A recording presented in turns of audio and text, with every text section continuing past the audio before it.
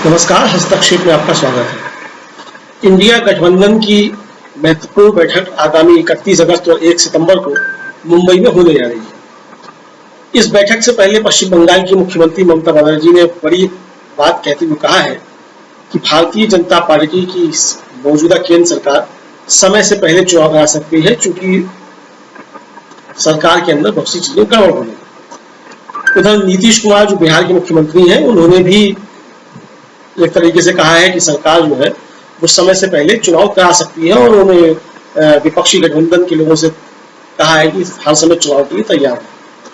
तो क्या वास्तव में भारतीय जनता पार्टी इंडिया से घबरा गई है? इस पर वरिष्ठ पत्रकार बुशरा खानम ने आज वरिष्ठ पत्रकार पीयूष पंत और सुही सवेर के संपादक वरिष्ठ पत्रकार शिविंदर सिंह से बातचीत की। तो आइए सुनते हैं उस बातचीत के प्रमुख अंश। हमारा वीडियो लाइक कीजिए, शेयर कीजिए, अपनी राय भी बताइए कमेंट बॉक्स में, और अगर आपने हमारा यूट्यूब चैनल सब्सक्राइब नहीं किया है तो इसको सब्सक्राइब कर लीजिए और हमारा फेसबुक पेज भी फॉलो कीजिए। तो आइए सुनते हैं इस पर चर्चा के प्रमुख अंश की लाइव से साथ। मायावती से हो रही है और मायावती अगर आती हैं तो फिर उत्तर प्रदेश में किस तरह से चीजें बदलेंगी, किस तरह से राजनीति बदलेगी, ये महत्वपूर्ण है क्योंकि अभी घोसी का उपचुनाव है और घोसी का वो उपचुनाव अजय राय को आपने सुना होगा, कांग्रेस के यूपी के अध्यक्ष हैं। उन्होंने कहा और कि समाजवादी पार्टी और कांग्रेस मिलकर वहां चुनाव लड़ेगी और समाजवादी पार्टी का कैंडिडेट है जिसको कांग्रेस और इंडिया गठबंधन सपोर्ट कर रहा है और कहा कि जी जान से आप इस पर मेहनत करिए जिताने के लिए। और इसके साथ ही मैं आपको ये भी बता दूं कि कई और तरह की खबरें जो सामने निकल कर आ रही हैं। पश्चिम बंगाल से खबर है, ममता बनर्जी ने एक बड़ा विस्फोटक बयान दिया है। ममता बनर्जी ने यह कहा है कि नरेंद्र मोदी हार से डर रहे हैं और वो दिसंबर में, यानी कि अब से बस 4 महीने के बाद जब 5 राज्यों के चुनाव होंगे उस वक्त लोकसभा का चुनाव भी किया जा सकता है। और वो ऐसा उन्होंने इसलिए कहा, उनका यह दावा है कि जो तमाम हेलीकॉप्टर्स हैं वो भारतीय जनता पार्टी ने बुक कर दिए हैं। इसके साथ साथ बयान आया है उद्धव ठाकरे का, संजय राउत का। उनका ये कहना है और इससे पहले सत्यपाल मलिक और महुआ मोइत्रा जो है ये बातें कह चुकी हैं कि अपनी नाकामी को छुपाने के लिए सर्जिकल स्ट्राइक और गोधरा जैसा कांड भारतीय जनता पार्टी कर सकती है और हार के डर से अपनी नाकामी को छुपाने के लिए इस तरह के कांड फिर से कर सकती है, संजय राउत ने कहा है। संजय राउत ने कहा, मैं नहीं कह रहा बल्कि इससे पहले सत्यपाल मलिक कह चुके हैं। सत्यपाल मलिक का इंटरव्यू आपने हमारे चैनल पे देखा, जहां उन्होंने पुलवामा से लेकर सर्जिकल स्ट्राइक, गोधरा जैसा कांड, अयोध्या मंदिर के इनॉग्रेशन से लेकर क्या कुछ वहां हो सकता है, सबको लेकर उन्होंने अपनी तमाम बातें कही हैं। तो क्या जो नरेंद्र मोदी का करिश्मा है वो घट रहा है? क्या उन्हें हार का डर सता रहा है? क्या G20 समिट के बाद भारतीय जनता पार्टी, नरेंद्र मोदी कोई बड़ा ऐलान कर सकते हैं? ये तमाम वो सवाल हैं जो इर्द गिर्द घूम रहे हैं और सवाल इंडिया गठबंधन को लेकर भी कि क्या उसकी रूपरेखा होगी और क्या कुछ बड़े ऐलान महाराष्ट्र में 31 और 1 को हो सकते हैं। इस पर बात करने के लिए 2 खास मेहमान मेरे साथ जुड़ गए, इनका तारुफ मैं आपसे करा देती हूँ। मेरे साथ शिविंदर सिंह हैं, सीनियर जर्नलिस्ट हैं, जुड़ गए हैं, और इसके साथ ही पीयूष पंत जी मेरे साथ सीनियर जर्नलिस्ट जुड़ गए हैं। दोनों मेहमानों का बहुत बहुत इस्तकबाल, स्वागत। शिविंदर जी, शुरुआत मैं आपसे करना चाहूंगी। आपने सुना होगा कि अभी जो पूरी एक रूपरेखा मैंने तैयार की प्रोग्राम की, जो इंडिया गठबंधन की तीसरी मीटिंग जो महाराष्ट्र में होने जा रही है और उसी दिन 1 सितंबर को महाराष्ट्र में भारतीय जनता पार्टी का जो गठबंधन है उसकी मीटिंग होने जा रही है। क्या आपको लग रहा है कि एजेंडा, नैरेटिव इंडिया गठबंधन जो है वो सेट कर रहा है और उसके पीछे पीछे दुम की तरह भारतीय जनता पार्टी उसका पीछा कर रही है? देखिए बुशरा, आपने जैसे भूमिका में बता दिया कि ये मीटिंग इसलिए भी अहम है क्योंकि ये उस राज्य में हो रही है जो कि भाजपा शासित राज्य है। पहले जो मीटिंगें हुई है वो उन राज्यों में हुई है जो इंडिया अलायंस की किसी न किसी पार्टी का राज्य था, जहां उनका वो सत्ता में थी। दूसरी बात है कि जो पहले मीटिंगें हुई थी उसमें भी यही था कि मीटिंग इंडिया अलायंस की होती थी, बीजेपी समानांतर एक मीटिंग रख लेती थी, जहां ये कई साल 9 साल तक जिस एनडीए को उन्होंने इग्नोर किया उस एकदम उस एनडीए की याद आ गई उनको। यहाँ में कुनमा भी बहुत भारी कर लिया, 38 पार्टियां आ गई जिनका कोई अस्तित्व भी नहीं है। जैसे कि मिसाल के तौर पे इन्होंने पंजाब की मैं बात करूं क्योंकि मैं पंजाब का रहने वाला हूं, सुखदेव सिंह ढींढसा का अकाली दल इकट्ठा किया, एक भी सीट नहीं है उनकी, ना विधानसभा में ना लोकसभा में, चलो सीट छोड़िए, उनका वोट प्रतिशत भी नहीं है, बस दिखाने के लिए कि हमारा भी एनडीए बहुत बड़ा है, काफी पार्टियां हैं उसमें। दूसरी चीज जो आपका सवाल था अहम कि ये डर क्यों लग रहा है, क्या कारण है। पहली बात है, जो कोई तानाशाह होता है ना, जिसकी फितरत तानाशाह होती है, उसको चाहे छोटा सा भी चैलेंज मिले वो घबराता है, नंबर एक।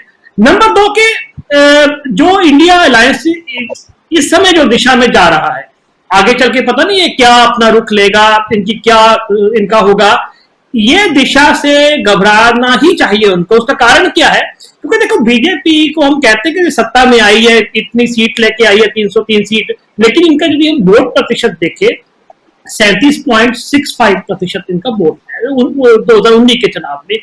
इसका मतलब हिंदुस्तान में बहुत सारे लोग हैं जो नरेंद्र मोदी के न्यू इंडिया में फिट नहीं हो रहे, जैसे कि बड़ी आबादी मुस्लिमों की है, दलित है, सिख हैं, कश्मीरी हैं।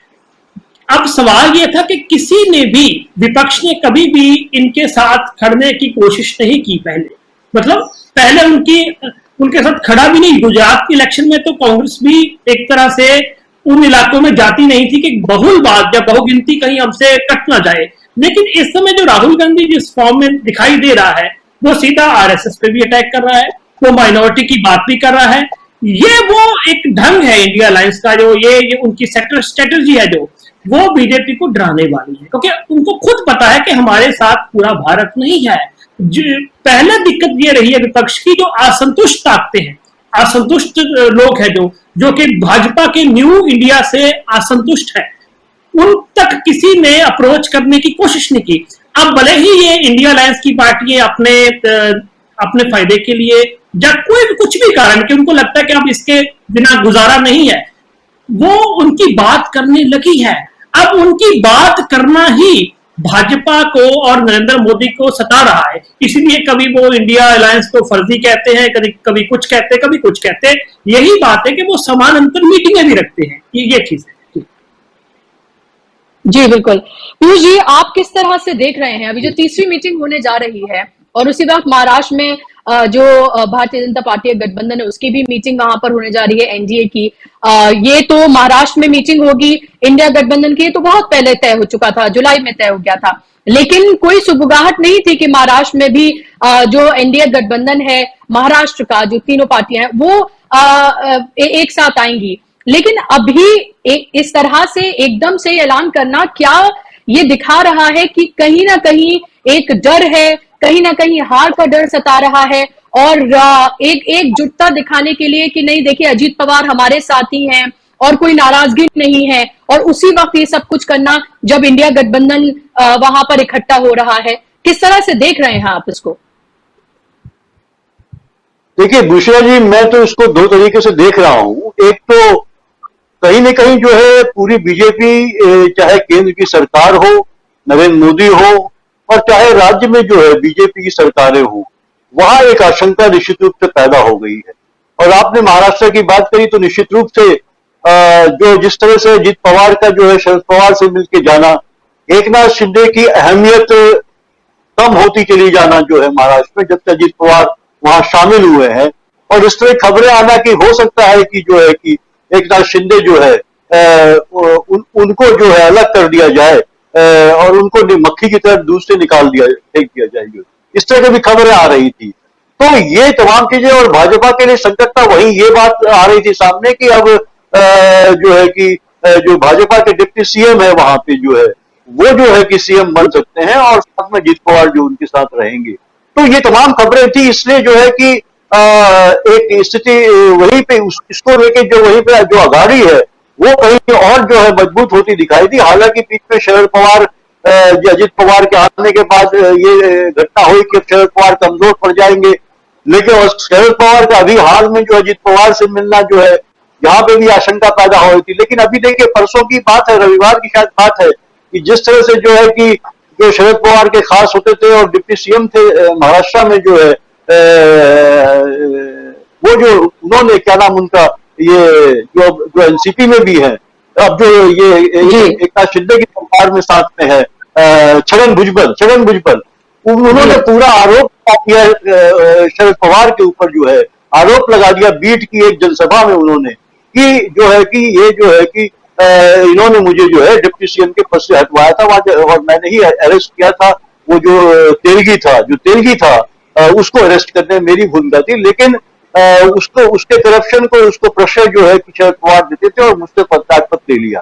तो ये बहुत बड़ा आरोप है और ये कम से कम ये दिखा रहा है कि अजीत पवार और शरद पवार की मीटिंग का ये मतलब तो नहीं हो सकता कि शरद पवार जो है कि वो भाजपा के साथ चले जाएंगे, क्योंकि इस स्टेटमेंट के बाद ये बहुत बड़ा स्टेटमेंट है।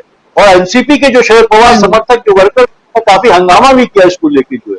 तो मुझे नहीं लगता कि, इसलिए मुझे लगता है कि अघाड़ी है उसमें भी एकजुटता पैदा हो रही है और उसको लेके जो है कि जो देखिए सबसे बड़ी बात है बुशरा जी की, देखिए किस तरह से अगर हम देखें कि विपक्षी दल जो एक साथ चल रहे हैं लगातार, न कि एक साथ हुए हैं।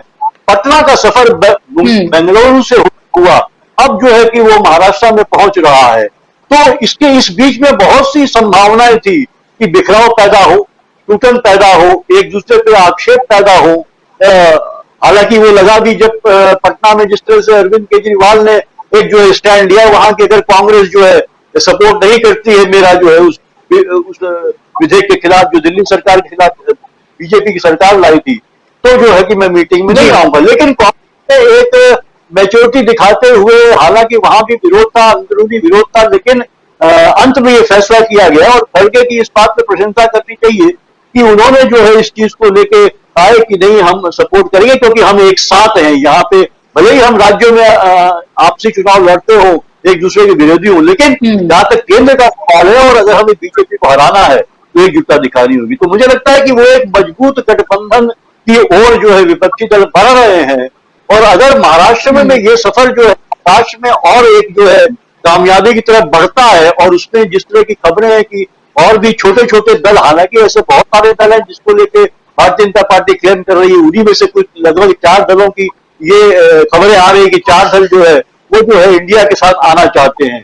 तो ये एक अच्छा संकेत, और ये संकेत इसलिए है क्योंकि लोग देख रहे हैं जो राइटिंग ऑन द वॉल लोगों को दिखाई दे रहा है और विपक्षी एकता को जो है वो उसकी संभावना लोगों को नजर आ रही है।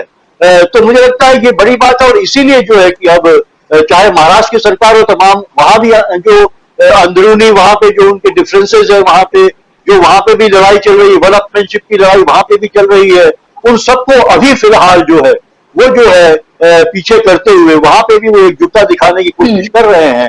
और सबसे बड़ी बात तो देखिए उषा जी, चुनौती ये है कि जिस तरह से पहले इन्होंने एनडीए की याद आई थी अचानक जो है मोदी जी को और अमित शाह को, उनकी मीटिंग बुला ली थी जब पटना में विपक्षी कॉन्क्लेव बड़ा सफल हुआ था, उसी तरह उसी दिन महाराष्ट्र में भी 1 तारीख को जो है ये एनडीए की मीटिंग हो रही, ताकि जो मीडिया में जो इंडिया का जो है खबरें चलती कि वहां क्या चल रहा है क्या नहीं चल रहा है इसको लेके वो डाइवर्जन हो जाए और उनकी खबरों को जो है मीडिया में उस तरह से आने नहीं पाए, उनको वो लाइमलाइट न मिले। तो ये पूरा कहीं ना कहीं मुझे लगता है कि एक घबराहट है, सत्ता पक्ष में घबराहट है और ये घबराहट लगातार और तगड़ी होती जाएगी और शार्प होती चली जाएगी अगर विपक्षी दल इसी तरह से एकजुट रहेंगे और एक समझदारी के साथ जो 1 तारीख को उनको एक अपना एजेंडा तय करना है, तमाम कोऑर्डिनेटर्स की बात तय करनी है। अभी सीट शेयरिंग का तो मामला नहीं उठेगा जिस तरह से, हालांकि ये बातचीत होगी लेकिन अभी कोई डिक्लेरेशन नहीं होना इसकी संभावना है, क्योंकि ये बहुत ही सेंसिटिव मामला है। जहां सीट शेयरिंग का मामला हुआ उसमें कुछ पार्टियां बिदक सकती है, कुछ दल बिदक सकते, तो इससे बड़ा सेंसिटिव मामला है, ठंडा कर जो है इसको खाया जाएगा मुझे लगता है और अंत में जो एक अंडरस्टैंडिंग पैदा होगी ये महत्वपूर्ण है। अगर ऐसा हो जाता है तो निश्चित रूप से देखिए वोट बंटवारा जो एक बहुत बड़ा फैक्टर होता है। हालांकि ये भी मैं नहीं कह सकता कि क्या वोट का ट्रांसफर होगा क्या एक पार्टी से दूसरी पार्टी एक कैंडिडेट के लिए, ये एक बहुत बड़ा सवाल है। लेकिन कम से कम जो वोट कट जाते थे आपस की लड़ाई में, जो वोट कट के जो बीजेपी को फायदा मिलता था वो बहुत हद तक रुक सकता है और उसका फायदा विपक्षी दलों को मिलेगा, इंडिया जो गठबंधन उसको निश्चित रूप से मिलेगा। बिल्कुल। और अभी जो इलेक्शन जो जिन राज्यों में होने जा रहे हैं, खासतौर पर जो हिंदी भाषी तीन जो राज्य हैं, छत्तीसगढ़, राजस्थान और मध्य प्रदेश, वहां तो पहले से ही कांग्रेस बहुत मजबूत है। 2 राज्यों में उसकी सरकार है और तीसरे में भी उसने पिछली बार बना ली थी, तो और किस तरह से वो सरकार हड़पी गई वो सबके सामने है। और मध्य प्रदेश में एंटी इनकम्बेंसी पूरी चरम पर है और डबल इंजन की सरकार की डबल एंटी इनकम्बेंसी है, केंद्र की और राज्य की दोनों की। और ऐसे में तीनों ही राज्यों में कांग्रेस बेहद मजबूत है और जो दल फिलहाल साथ में है उनका बहुत कुछ जो आधार है वो इन राज्यों में नहीं है। ऐसे में शिवेंद्र जी, या अकाली दल की बात करें और आईएनएलडी की बात करें और बीएसपी की भी बात हो रही है और एक छोटा दल क्षेत्रकारी कामगार पक्ष की, ये साथ में आ सकते हैं। बीएसपी को लेकर अभी संशय काफी बना हुआ है क्योंकि उनके ऊपर भ्रष्टाचार के आरोप हैं, गिरफ्तारी की तलवार उनके ऊपर लटकी रहती है। ऐसे में उन्होंने अपना जो पूरा राजनीतिक अस्तित्व है उस पर ही उनके एक क्वेश्चन मार्क सा लग गया है, क्योंकि पिछली बार हमने देखा कि उत्तर प्रदेश का इलेक्शन उन्होंने किस तरह से लड़ा था, लगा ही नहीं कि वो मैदान में है।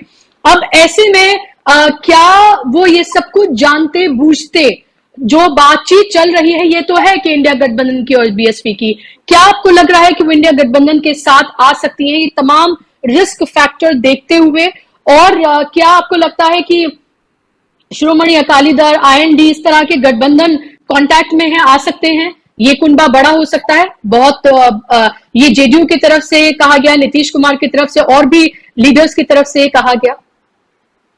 इंडिया अलायंस के कुछ नेताओं ने कहा है कि ये जो मीटिंग होने वाली है 31 की, उसमें कुछ और दल भी शामिल हो सकते हैं। 6 या 7 दलों की बात कही है उन्होंने, लेकिन मुझे अभी शक है, दो दलों पे तो शक है, क्योंकि जयंत सिंह का तो बयान आ गया था कि वो कहीं भी बीजेपी के पास नहीं जाने वाले, वो इसी अलायंस में ही रहेंगे। इस तरह का बयान उनका कल के और आज के अखबारों में है। दूसरी बात है कि अकाली दल अभी शशोपन में है कि उसे क्या करना चाहिए, क्योंकि वहां 2 तरह के विचार चल रहे हैं। क्योंकि अकाली दल इसलिए भी इंडिया अलायंस में अभी नहीं आने से थोड़ा हिचकिचा रहा है क्योंकि उसका जो सारा विरोध है कांग्रेस के साथ होता रहा है। उसकी जो पॉलिटिक्स है अभी भी वो वही पॉलिटिक्स है, यहां तक कि उसको मजबूरी में बीजेपी से गठबंधन तोड़ना पड़ा था, क्योंकि किसान आंदोलन जब उठ के खड़ा हो गया था तो पंजाब के लोगों ने अकाली दल को भी घेर लिया बीजेपी के साथ साथ, तो इसलिए वो लोगों ने मजबूर किया कि वो गठबंधन तोड़ दे। इसलिए अकाली दल पे अभी मुझे शक है। इसी तरह ही मायावती पे, क्योंकि मायावती ने भी अभी तक पोजीशन साफ नहीं ली, पर जो संगठन आ रहे हैं, जो पार्टियां आ रही हैं, वो मुझे लगता है कि एक चीज उनके जहन में साफ है जो कि होनी भी चाहिए। वो क्या है कि देश का जो एक संघीय ढांचा है जिसे हम फेडरल स्ट्रक्चर कहते हैं, उसको भी ये खत्म करने जा रहे हैं।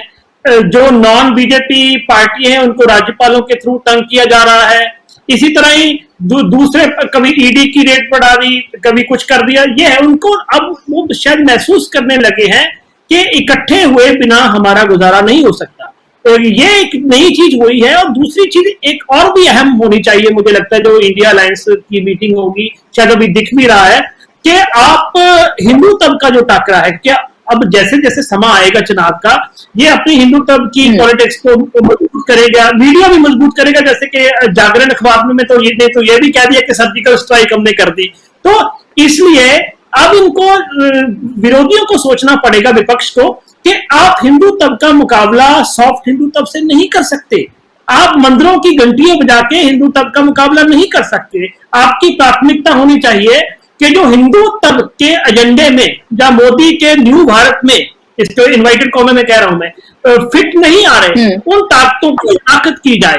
तो आप उन ताकतों की शिनाख्त करके उनके साथ उनके पक्ष में आवाज बुलंद करो, तो जाके आप कहीं ना कहीं तक कामयाबी हासिल कर सकते हैं। क्योंकि अभी भी ये 37% है इनके पास वोट, मतलब एक बड़ी वोट है जो 63% जो वोट है वो अभी भी इनके पास नहीं है। ये चीज का एहसास होना बहुत जरूरी है इंडिया अलायंस के। ठीक जी, और अब वो करिश्मा भी नहीं है 2014 और 2019 वाला, ये 2014 और 2019 की बात है। और अब सबके सामने ये साफ है कि किस तरह से जो भारतीय जनता पार्टी ने झूठ बोले, जो झूठे वादे किए, वो अब सब जनता के सामने उजागर हो चुके हैं। वो तमाम वादे, उनकी पोल खुल चुकी है और इसीलिए अब 2024 की बात कर रहे हैं नरेंद्र मोदी, फिर 2028 की बात कर रहे हैं, 2047 की बात कर रहे हैं, हजारों साल की बात कर रहे हैं। तो लगातार बस वो टाइम बोरो कर रहे हैं लोगों से कि एक और मौका दे दीजिए आप मुझे, अब की बार मैं आपको करके दिखाऊंगा।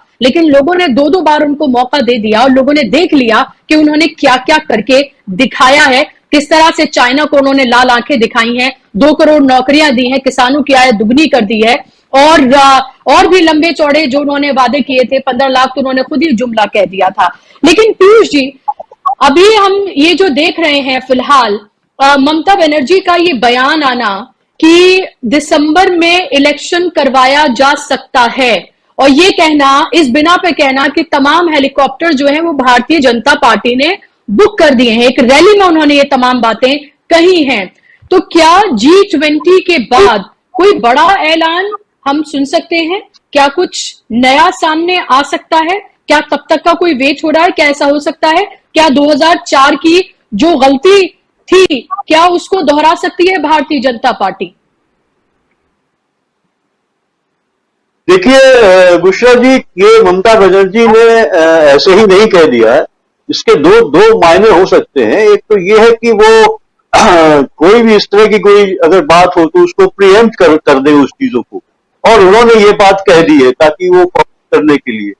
दूसरी बात हो भी सकता है, उसमें ये सच्चाई भी हो सकती है दूसरी तरफ से, क्योंकि देखिए एक बड़ा इवेंट हो रहा है उसके बाद, क्योंकि नरेंद्र मोदी को अपनी, क्योंकि जितने भी कार्यक्रम दिए या उनकी पोल अब धीरे धीरे खुलती जा रही है, और जितने भी वादे किए वो सारे जो वादे जो है वो अब जमीन पे उतरे हुए नहीं दिखाई दे रही है। लोग भी महसूस कर रहे हैं, सिर्फ वादे ही रह के गए हैं।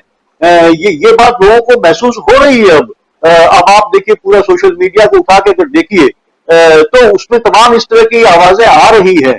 तो वो उनको बिग इवेंट चाहिए, बिग इवेंट वो कराते भी हैं, और बिग इवेंट, और ये भी जो G20 है, देखिए ये भी जो है कि ये भारत के हिस्से में पहले आ रहा था, लेकिन नरेंद्र मोदी जी ने वहां पे अपनी बात रखवा के और करवा के इसको इसी साल लिया, ताकि चुनावी वर्ष के पहले जो है भारत के हिस्से में G20 का आयोजन आए, और जो है कि उनको ये दिखाने का मौका मिले कि देखिए भारत ने कितने बड़े बड़े पूरे विश्व के लोगों को यहाँ पे स्वागत किया है, भारत को दिखाया, भारत का नाम हुआ है, और फिर इसको चुनाव में बुलाया जाए।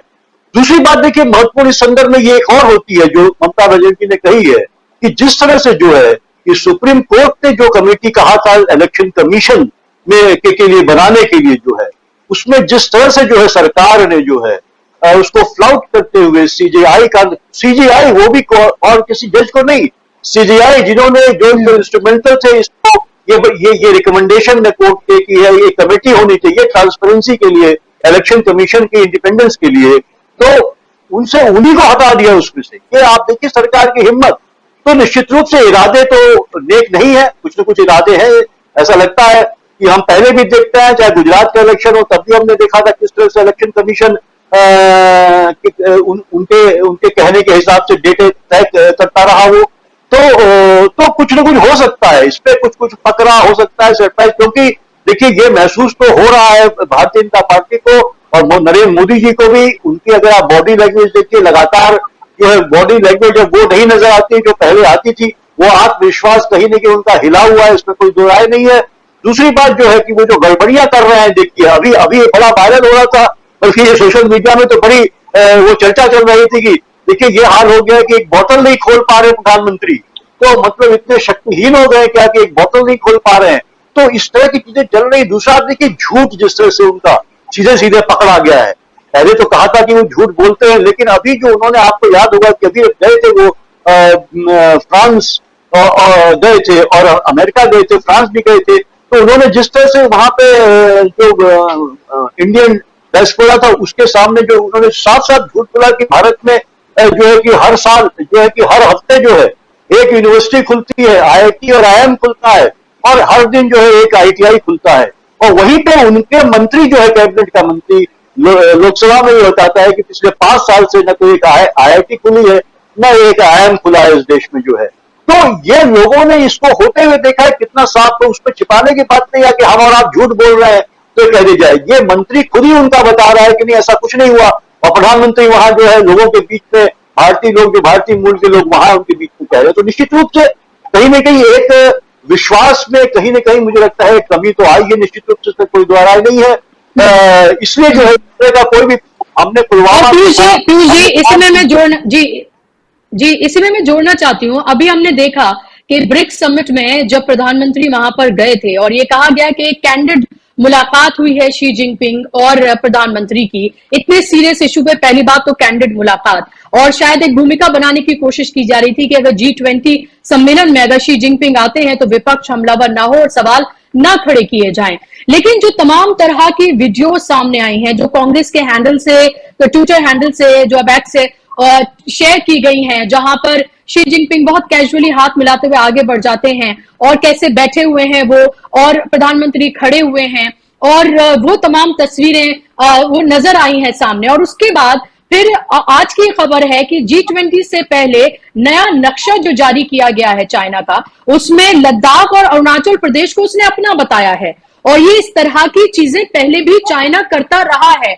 तो वो 56 इंच का सीना, वो लाल आंख वाली बात, ना कोई घुसा है ना कोई घुस सकता है, ये तमाम चीजें अब जनता ये देख रही है और ये उजागर हो रहा है, ये बिल्कुल साफ है। चाहे कितना भी सरकारी मीडिया का, सुपारी मीडिया का क्या सहारा लिया जाए, लेकिन सोशल मीडिया और डिजिटल प्लेटफॉर्म जो हैं वो खुलकर इन बातों को बता रहे हैं। आप हिम्मत देखिए कि G20 से पहले इस तरह से फिर से चाइना की शरारत, तो जो विश्व गुरु की छवि है वो भी नहीं लग रहा आपको कि वो भी शटर्ड हो रही है। और देखिए मतलब सबसे बड़ा बुशरा जी, ये शरारत के बाद भी अगर शी जिनपिंग आते हैं यहाँ पे तो उनका क्या हम वेलकम करेंगे या नहीं करेंगे, और इस तरह कोई स्टेटमेंट भी सरकार का नहीं आएगा। सरकार में इतनी बड़ी बात होती तो सरकार कहते कि नहीं ये जो है अक्षम्य अपराध है, इस तरह से आप जो हमारी टेरिटरी को अपनी दिखा रहे हैं ये बहुत गलत है, लिहाजा हम जो है कि किसी भी चीनी प्रतिनिधि का जो है यहाँ सम्मान नहीं करेंगे। क्या इतनी हिम्मत है सरकार के अंदर? अगर आप सम्मान या देश प्रेम की बात कही जाती है भारतीय जनता पार्टी की तरफ से, तो ये तो इतनी हिम्मत होनी चाहिए। और 56 इंच सीधा जो आप बात कह रही हो, जो मोदी जी कहते थे लगातार उस चीज को, तो या सिर्फ जो है कि अपोजिशन को सिर्फ जो है कि उनको ब्लेम करना, राहुल गांधी जाए वहां बात करें तो कहना कि सीक्रेटिव बात हो रही है, देश को बेच रहे हैं, या जो विपक्ष अगर चर्चा चलना चाहे चीन पे तो आप चर्चा करने को तैयार नहीं है, तो ये बातें साफ होनी चाहिए। तो मुझे लगता है अब लोग भी समझ रहे हैं, लोगों ने बहुत समय तक अपने आंखों में पट्टी बांधी रही है, लेकिन अब जो है कि कम से कम आंखों में पट्टी बांधी है लेकिन कानों में आवाजें आ रही हैं, तो अब लोगों को लग रहा है ये बात को, और इसी के लिए मुझे लगता है इस तरह की संभावना भी आ रही, जैसे कि अभी आप क्या नाम शिवसेना के उद्धव ठाकरे और ये बात संजय राउत जी दोनों ने जी संजय राउत बात कही है कि हो सकता है कि गोधरा की तरह कांड हो जाए जब अयोध्या का मंदिर का जिस समय ओपनिंग होगी और यहाँ से लोग गाड़ियों में जाएंगे, जब ट्रेनों में जाएंगे दर्शन करने के, हो सकता है कोई ये आशंकाएं क्यों दिखा रहे हैं लोग, इसलिए कि वो जानते हैं कि सरकार जो है कि वो असफल हुई है, उसको ये महसूस हो रहा है कि वो असफल हो रही है, वो डिलीवर नहीं कर पा रही है, सिर्फ भाषण हो रहे हैं, सिर्फ बड़ी बड़ी बातें कही जा रही है। आपने भी कहा कि किस तरह से 2000 जो है 45 की 2047 की बात की जा रही है, और जो है कि हर बार शिफ्ट पोल को शिफ्ट किया जा रहा है। 2022 तक था सब किसानों के कर्ज माफी की बात थी, 2022 तक था इतने करोड़ जॉब देने की बात थी, वो सब कुछ जो है लगातार शिफ्ट होता रहता है हर बार। और हालत ये हो गई कि प्रधानमंत्री को जो है अपनी विश्वसनीयता को स्थापित करने के लिए जो है अपने हाथों से ये है कि उनको जो है कि अपॉइंटमेंट लेटर देने पड़ रहे हैं। आप देखिए कितना हास्यास्पद है ये बात, जो है प्रधानमंत्री जैसी गरिमा का व्यक्ति, उसको जो है कि गाड़ियों की हरी झंडी दिखानी पड़ रही है आपको, ये दिखाने के लिए कि हम कितना डेवलपमेंट कर रहे हैं, और ताकि उसको पब्लिसिटी मिलते रहे, मोदी जी सब कुछ ला रहे हैं। जो नौकरियां जो है वो डिपार्टमेंटल तरीके से अपने आप जो है लोगों के पास पहुंचती है, उनको सूचित किया जाता है। आज प्रधानमंत्री हो चाहे उत्तर प्रदेश के मुख्यमंत्री हो योगी जी, इनको जो है आयोजन करके चाहे डिजिटली और चाहे फिजिकली इनको ये जो है कि नौकरियों के अपॉइंटमेंट लेटर देने पड़ रहे हैं। ये साफ दिखाई देता है कि ये जो कर नहीं पा रहे हैं उसको करते हुए दिखाने का एक प्रयास कर रहे हैं, क्योंकि जनता भी समझ रही है कि ये चारों तरफ से असफल हुए हैं। मुझे लगता है वही है। अब देखना यह है कि इसीलिए बहुत जरूरी है बुशरा जी कि ये जो महाराष्ट्र में जो 31 तारीख और 1 तारीख को जो कॉन्क्लेव होने जा रहा है, ये बहुत समझदारी के साथ जो विपक्षी दलों के लिए बहुत बड़ी चुनौती है मुझे लगता है, इस देश में जो है, क्योंकि बहुत बड़ी चुनौती इस समय में, और इनको हर कदम फूक फूक के लेना होगा और कहीं कोई ईगो को नहीं आने देना चाहिए, और जनता के और देश के हित में जो है, क्योंकि आने वाला समय जहां तक मैं देख रहा हूं बहुत कठिन दिखाई दे रहा है, और संविधान को पूरी तरीके से चुनौती मिल रही है। संविधान बच पाएगा नहीं बच पाएगा, ये भी एक बहुत बड़ा प्रश्न है। और हम आज जो आप और हम जो आज बात कर पा रहे हैं वो ये संविधान की वजह से ही कर पा रहे हैं। कल को क्या होगा इसका कोई भरोसा नहीं है, इसलिए बहुत बड़ी चुनौती है विपक्षी दलों के पास। मुझे लगता है कि ये बहुत सीरियस मामला है, उनको बहुत सोच समझ के बातचीत करनी होगी और अपनी एकजुटता को इसी तरह बनाए रखना होगा। यही जनता की भलाई में उनका एक काम होगा। बिल्कुल जाहिर सी बात है। और संविधान की आपने बात की और हमें नहीं भूलना चाहिए किस तरह से मोदी के ही सलाहकार जो हैं उन्होंने संविधान को बदलने की बात जो है उन्होंने कही है। इतनी बड़ी बड़ी बातें यूं ही कह दी जाती हैं। और वैसे जब आप जाते हैं दूसरे कंट्रीज में, नरेंद्र मोदी जब जाते हैं तो वहां देश का, दुनिया का सबसे बड़ा लोकतंत्र की आप वहां पर बात करते हैं और गांधी के सिद्धांतों की आप बात करते हैं, लोकतांत्रिक मूल्यों की आप बात करते हैं, और अपने देश में क्या कुछ हो रहा है, उनकी ही सरकार में बैठे लोग क्या कुछ कहते हैं, उस पर से आंखें मूंद ली जाती हैं। और यही जो शिवेंद्र जो मोदी मैजिक है यही अब धीरे धीरे ध्वस्त हो रहा है। और जिस मोदी मैजिक या जिस चेहरे पर तमाम चुनाव लड़े जा रहे थे, छोटे से छोटा चुनाव, निकाय चुनाव भी आप देखें कि मोदी का ही चेहरा, हर चीज की हरी झंडी जो है वो मोदी दिखाएंगे, हर चीज में सिर्फ मोदी मोदी मोदी। आपको नहीं लग रहा कि और जहां कामयाबी हो वहां सहरा उनके सर पे, जहां नाकामयाबी हो वहां उसके लिए एक लंबी फहरिस्त है कि किसके सर पर बांधना है। अब यही जो मोदी ब्रांड है यही भारतीय जनता पार्टी के लिए मुश्किलें खड़ी कर सकती है, क्योंकि ये भी देखिए खबर है कि छत्तीसगढ़, राजस्थान या मध्य प्रदेश के खासतौर पर हम बात करें तो उतनी नाराजगी शायद लोकल लीडरशिप से नहीं है जितनी नाराजगी नरेंद्र मोदी को लेकर है। क्योंकि जब आप वादे उनकी तरफ से किए जाएंगे, जब चेहरा उनको बनाया जाएगा तो जाहिर सी बात है जवाबदेही भी उन्हीं की होगी। देखो, पहली बात तो बुशरा ये है कि बीजेपी का अब तक 9 साल का जो राज्य है वो झूठ और फरेब के साथ चला है। किसी भी लोकतंत्री संस्था में इनका यकीन नहीं है। ये ना ही तो इनका कॉन्स्टिट्यूशन में है, जो आज के तिरंगा यात्राएं निकालते, ये तिरंगे को भी 47 में इनका जो संघ है वो मनहूस कहता रहा कि तीनों रंग है वो मनहूस है, ये कहते रहे। अंबेडकर की इनका ही ऑर्गेनाइजर है, जो इनका संघ का जो बुलारा है, स्पोक्समैन है, वो अंबेडकर साहब की जो तस्वीर को फ्रंट पेज पे उन्होंने रावण के 10 मुंह बना के तस्वीर छापी थी, 47 के करीबी इसका अंत था जो। सो इसलिए इनका किसी भी भारतीय संस्थान में यकीन नहीं, नंबर 1। नंबर 2 के मोदी का जो करिश्मा है वो देखो, जो तो सुचेत नागरिक है भारत के, उनके लिए तो बिल्कुल ये खत्म होता जा रहा है, इस पे कोई शक नहीं है। लेकिन आप हमें ये भी बात समझनी पड़ेगी कि सूचना, जिसे हम गोदी मीडिया कहते हैं, गोदी मीडिया इनके पास है, वो 24 घंटे झूठ बोलता है, उसका कहीं ना कहीं असर अवाम पे भी होता है। अब उस त्रिशम को तोड़ने के लिए, उनकी ताकत को तोड़ने के लिए मुझे लगता है कि यदि विपक्ष सचमुच में वो चाहता है कि वो डेमोक्रेसी की रक्षा करेगा, भारत के लोकतंत्र की रक्षा करेगा, तो उनको ग्राउंड में भी आना पड़ेगा, क्योंकि लड़ाई जो है वो संसद के साथ साथ सड़क में भी चलती है। आप अपनी ये नहीं अब काम चलेगा कि आप अपनी मीटिंग करके घर बैठ जाए, बाद में अब सोचे कि अब क्या करना है। आपको लोगों के बीच में जाकर, जैसे राहुल गांधी ने कोशिश की थी अच्छी भारत जोड़ो यात्रा की, हमने देखा कि उसका रिस्पॉन्स, उसका जो नतीजा है वो कर्नाटक में मिला। जहां जहां राहुल गांधी की यात्रा कर्नाटक में गई थी वहां अच्छी बढ़त मिली कांग्रेस पार्टी को।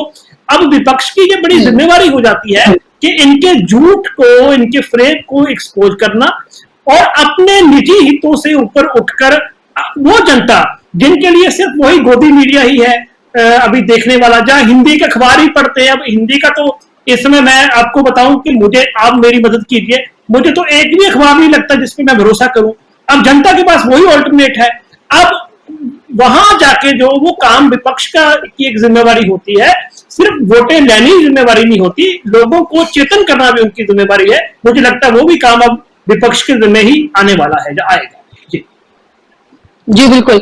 और पीयूष जी, और फिलहाल अगर हम देखें, अगर इंडिया गठबंधन की हम बात करते हैं, राहुल गांधी जिस तरह से अभी शिवेंद्र ने कहा कि लगातार उन्होंने जो भारत जोड़ो यात्रा की उसका फायदा मिला, उसके बाद भी वो भारत जोड़ो यात्रा ऑफिशियली ऐसे खत्म हो गई हो, लेकिन अनऑफिशियली आप देखें कि वो लगातार संवाद कर रहे हैं लोगों से, लगातार अलग अलग जगह जाकर लोगों की परेशानियों को सुन रहे हैं, और लोगों को एक उम्मीद के तौर पर एक राहुल गांधी का जो एक चेहरा है वो नजर आ रहा है।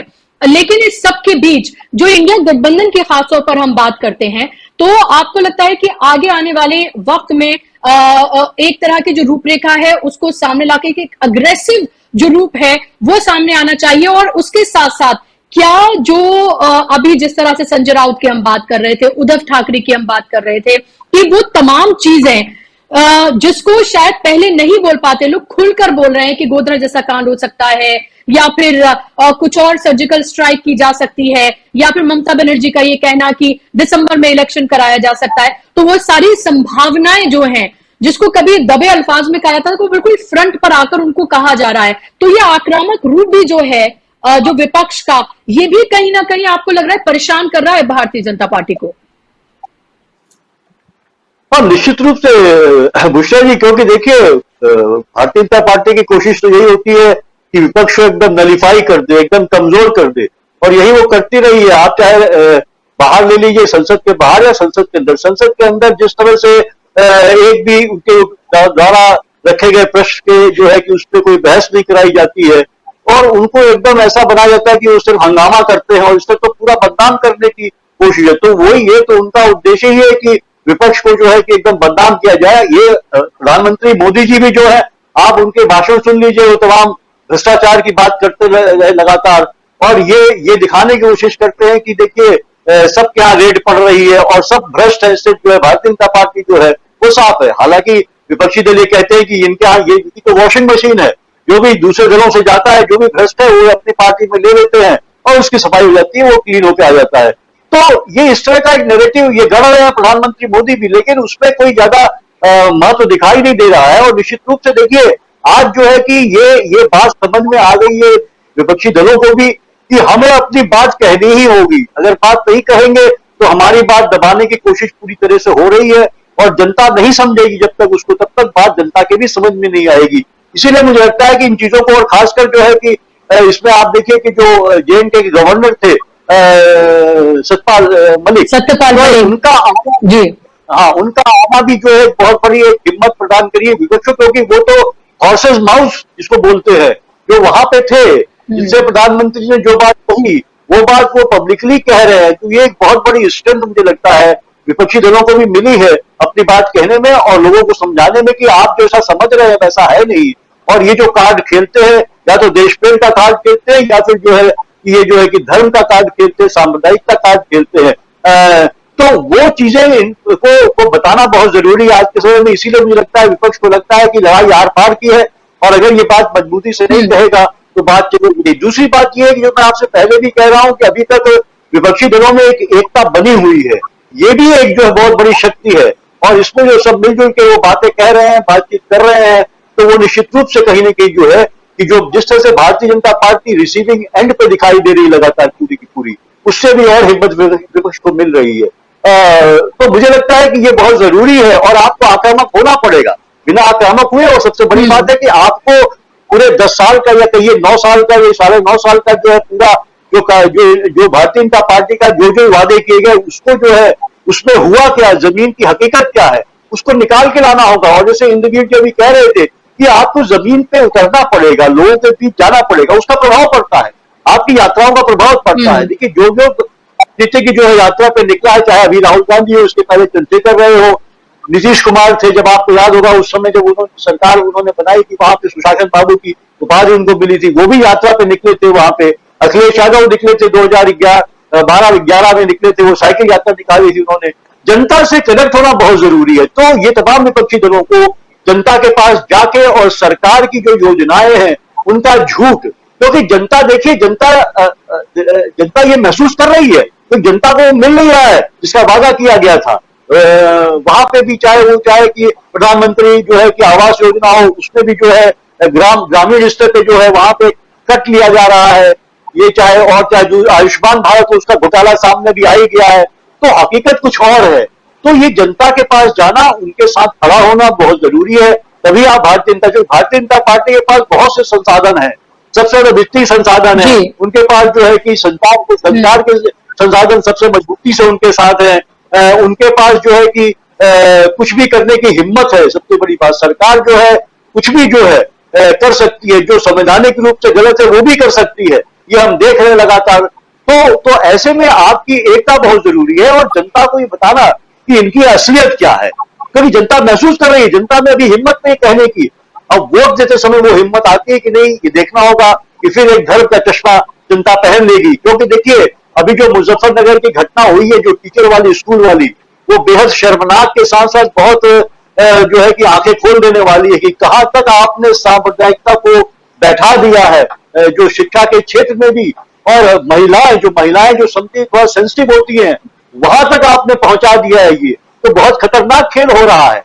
तो इसलिए जरूरी है कि विपक्षी दलों को जनता जी, मुझे लगता है कि महिला का एक चेहरा सामने आना हमें शायद बहुत शॉकिंग लगा, लेकिन हमें वो महिलाएं भी याद रखनी चाहिए जब बिल्किस बानो के केस में जब वो जल्दी रिहा किया गया था उन तमाम आरोपियों को, तो महिलाएं थी जिन्होंने उनकी आरती उतारी थी और उनके पैर छुए थे। तो महिलाएं थी, हमें कोडनानी को नहीं भूलना चाहिए, वो भी महिला थी। और इस तरह के तमाम चेहरे हमारे सामने हैं। दिल्ली राइट्स के दौरान हमने देखा कि किस तरह से वो महिलाएं थी जो वहां पर हिंसा भड़काने के लिए वहां पर भड़काऊ भाषण दे रही थी। और लू की घटना में भी हमने देखा कि वहां पर भी महिलाओं का चेहरा, तो हमें एक शिक्षक के रूप में इस तरह से आना। जी देखिए, लेटेस्ट तो मणिपुर में देखा किस तरह से महिलाएं जो है, बैची समुदाय की महिलाएं, उन्हें जान खुद जो है कि उन कुकी समुदाय की महिलाओं का रेप करवाया, उनको हैंडओवर किया। तो यही खतरनाक हो रहा है, किस तरह से ये बैठ करके जा रहे हैं और जो चाहे महिला हो, चाहे बच्चे हो, चाहे पुरुष हो, हर तबके के अंदर जो इस तरह का जो जहर है वो फैलाया जा रहा है। तो इसलिए मुझे लगता है विपक्षी एकता की और भी बहुत जरूरत है और जनता के बीच जाने की बहुत जरूरत है, उनको समझाने की सच्चाई क्या है। बिल्कुल। शिवेंद्र, आपसे मैं पूछना चाहूंगी कि हम दो चीजें इसमें देख रहे हैं। एक तो ये कि लगातार जो नफरत है वो अपने पूरे उफान पर है। हमने नूह का देखा, मणिपुर देखा, हमने अभी मुजफ्फरनगर की ये घटना देखी, दिल्ली से भी इस तरह की एक घटना, एक वीडियो जो है सामने आया, उसमें पीटने की बात नहीं, लेकिन इस्लामोफोबिक जो है उसमें पूरी टीचर ने उस मुस्लिम बच्चे से उस तरह की कॉन्वर्जेशन की है। हमने देखा कि किस तरह से जुबैर को लेकर ऑल्ट न्यूज के जो संस्थापक हैं उनको लेकर एफआईआर दर्ज की जाती है इसे वीडियो शेयर करने पर। बाद में उन्होंने वो डिलीट भी कर दिया था और तो तमाम लोगों ने वीडियो शेयर की थी। और ये नफरत है, उसकी एक बयार सी है, चारों तरफ हम ये देख रहे हैं। उसकी तरह हम ये भी देखते हैं कर्नाटका, जो कि हिंदुत्व की साउथ में बात करें तो एक तरह से प्रयोगशाला थी, लेकिन वहां पर आप ये देखें कि किस तरह से बीजेपी को मुंह की खानी पड़ी और उसके बाद से ही बीजेपी एक तरह से बैकफुट पर है। हिमाचल की हम बात करें, वहां पर 2% मुसलमान हैं, लेकिन उसके बावजूद भी वहां मेजोरिटी हिंदूज हैं और उन्होंने भारतीय जनता पार्टी को चूज न करके कांग्रेस के हाथ में सत्ता दी। और उसके बाद कई हमने देखे कि बाइपोल्स हुए जहां पर भारतीय जनता पार्टी को हार देखनी पड़ी और दूसरे दल जो है खासतौर पर कांग्रेस, उसको जीत मिली। तो ये आपस में कॉन्ट्रडिक्शन भी नजर आता है कि एक तरफ ये नफरत की जो बयार है, इसमें उफान है, ये देखने के लिए मिल रहा है और भारतीय जनता पार्टी को लग रहा है कि उसका ये आखिरी हथियार है, लेकिन वो उसका हथियार कहीं ना कहीं कामगर अब साबित नहीं भी हो रहा है।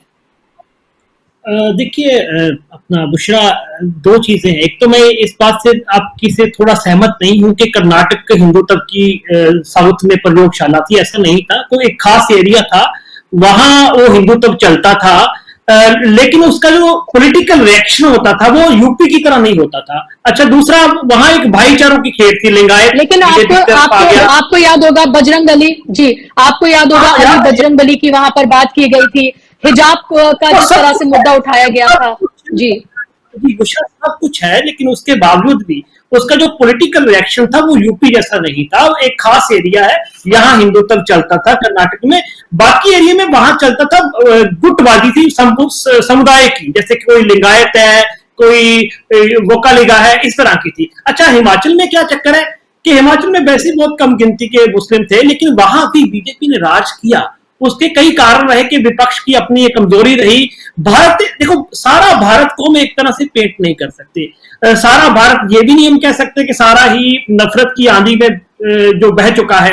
ये भी नहीं कह सकते कि हम बहुत ही सेकुलर हैं, हम इतने मजबूत हैं भाई यदि हम इतने मजबूत होते तो आरएसएस जैसी पार्टी, जिसको अब दो संस्था आरएसएस जैसी, जिसको 2025 में 100 साल होने लगे हैं, तो इतना लंबा समय न रहती, मतलब अब वो राज कर रही है। लेकिन बहुत कुछ दोनों तरफ है हमारे। अब प्रॉब्लम ये है कि ये 9 सालों में नफरत का समाजीकरण कर दिया गया है। जो चीज हम सामाजिक तौर पे सामने नहीं कहते थे, घर जाके यदि हम कोई बोलते भी थे इस तरह की उठपटांग बात, तो कोई सियाना बंदा कहता था कि यार अंदर जाके बात करो, ये ऐसी बात जनतक तौर पे नहीं करते। अब वही सियाने, सो कॉल्ड सियाने, टीवी देखकर अपना जो लहू है वो और गर्म करते हैं, लहू सुखाते हैं, और वही व्हाट्सएप में नफरत का प्रचार करते हैं। अब जो विपक्ष है, जो सचमुच में ये लड़ाई लड़ना चाहता है, उसके लिए ये भी जिम्मेवारी भी है, उसमें सिविल सोसाइटी की भी है, आप और हम जैसे जर्नलिस्ट भी है, कि ये नफरत, मान लो कि आज मोदी चला गया,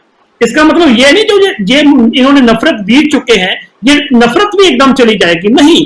अब उस नफरत से लड़ना पड़ेगा। उस नफरत से लड़ने के लिए हमें शक्ति बरतनी पड़ेगी। जैसे कि अब कर्नाटक हुकूमत ने 1-2 ऐसे फैसले लिए हैं जो बहुत ही सराहने वाले हैं, जैसे कि मुस्लिम की जो, जैसे फिरकू हिंसा में जो हिंदुओं की डेथ होती थी, उनको तो ये नौकरी दे दी थी बीजेपी ने, मुसलमानों को नहीं दी थी, जब मुआवजा नहीं दिया था। अब गवर्नमेंट ने वो दिया है।